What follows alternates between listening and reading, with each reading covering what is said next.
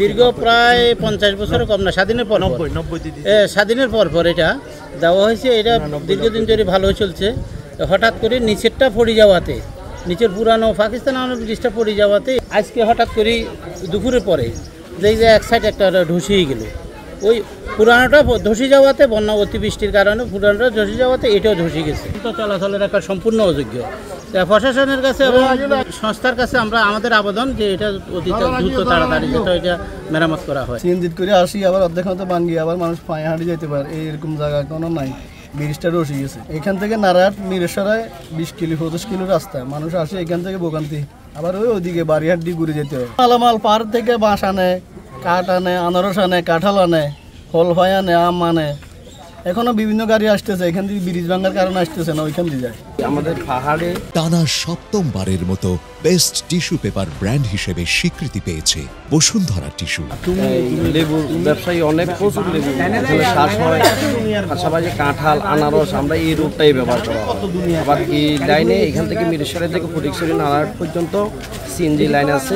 আবার তদ্রুপ নারায়ণহাট থেকে মিরেশ্বরা পর্যন্ত আপনার এই সিএনজি লাইন আছে। এই লাইনটা এখন এই ব্রিজের কারণে আপনার অলরেডি বন্ধ হয়ে গেছে। মিরেশ্বরা থেকে আসছে এই জায়গায় আপনার 2 মিনিট, কিন্তু এই বিকল্প সড়ক ব্যবহার করে আপনার এই রাস্তাটা প্রায় 500 কিলোমিটার অতিক্রম করে আপনার মিরেশ্বরে আপনার যাইতে অনেক দুর্ভোগ পোহাতে হচ্ছে। প্রশাসনে যারা আছেন তাদের নিকট আকুল আবেদন, এই পুরাতন ব্রিজ যেটা নষ্ট হয়ে গেছে এই ব্রিজটা অতি দ্রুত নির্মাণ করে এই কষ্ট লাঘব করার জন্য অনুরোধ জানাচ্ছি। মিরসরাই পৌরসভা, উত্তর আমবাড়িয়া, মধ্য আমবাড়িয়া সবারই তো চলাচলের জন্য খুব বিঘ্ন ঘটতেছে এবং কি সবার বিভিন্ন রুগী এবং কি ব্যবসা বাণিজ্যের চলাচলের জন্য তো সব অনুপযোগী। এখন কর্তৃপক্ষের কাছে এবং কি সরকার এবং মিরেশ্বর প্রশাসনের কাছে একটা অনুরোধ, আমাদেরকে আপাতত অস্থায়ীভাবে একটা বাইপাস তৈরি করে দেওয়ার জন্য। অনেক সিএনজি এলা ধরেন আমাদের তারাই আমরা পরিবার নির্বাহ করে, তো এইটাও বন্ধ হয়ে গেছে। এই পরিবারগুলো এখন মানে খুব অবস্থা আছে। মানুষের যাতায়াত বন্ধ, মালামাল বন্ধ হয়েছে, দিকে তো মালামাল আসে।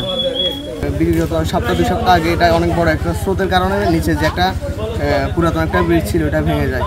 তারপর থেকে এটা একটা মানে আমরা সবাই একটা আতঙ্কিত হয়ে যায়। আর রাতে যেহেতু ঘন ঘন এখন পাহাড়ি ঢল নামে, তো তারপর থেকে আমরা এই বিষয় নিয়ে আমাদের এলাকার কর্তৃপক্ষ অনেকবার যোগাযোগ করেছে। তো আজকে আমরা একটু এই ভাঙার আধা ঘন্টা আগে আমরা এখানে ব্যারিকেডগুলো দিয়ে দিই যাতে কোনো বড় দুর্ঘটনা না ঘটে।